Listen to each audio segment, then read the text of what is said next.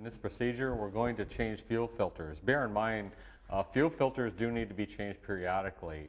Best thing to do is to adhere to the manufacturer's recommended specification that you'll find in your service manual. Let's change the filters on this one. First thing we need to do is isolate the fuel system.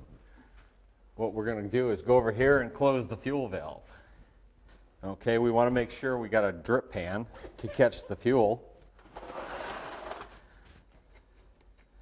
And we're going to drain it down.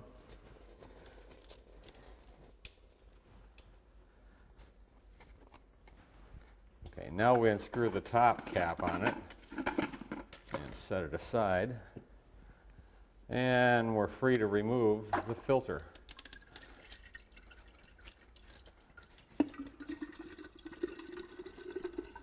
Whenever you replace the filter, you want to make sure you replace this O-ring here at the top. Not all filters come with this.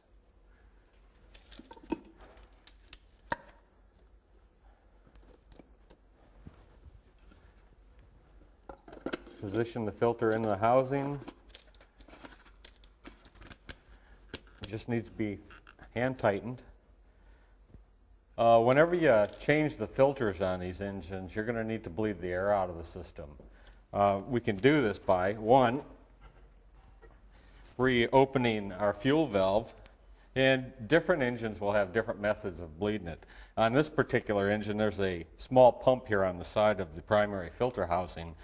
You simply pump it until you see the bubbles. There should be some bubbles forming in that in the float bowl on the bottom here, and you'll be able to feel it when you're pumping nothing but fuel through it.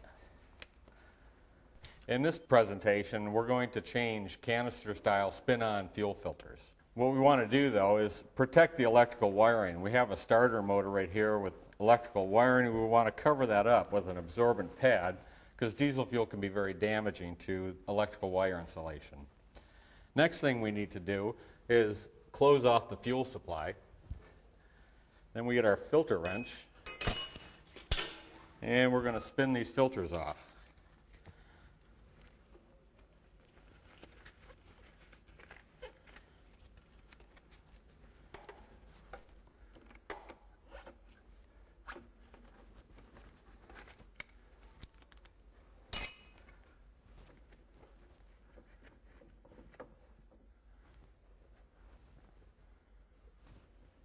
There's going to be a slight amount of leakage at them as these filters are filled right now. There's a small rubber O-ring on the filter that seals it at its base.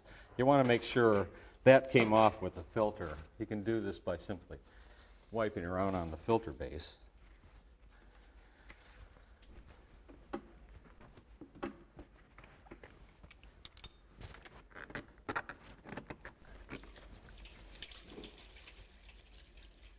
Before we install the new filters, we want to fill them with fuel to help prime the system for initial startup.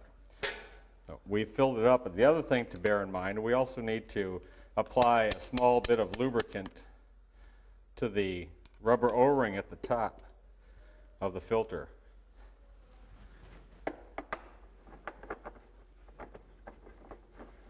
Then we spin it on until it makes contact and just give it 3/4 of a turn with the hand.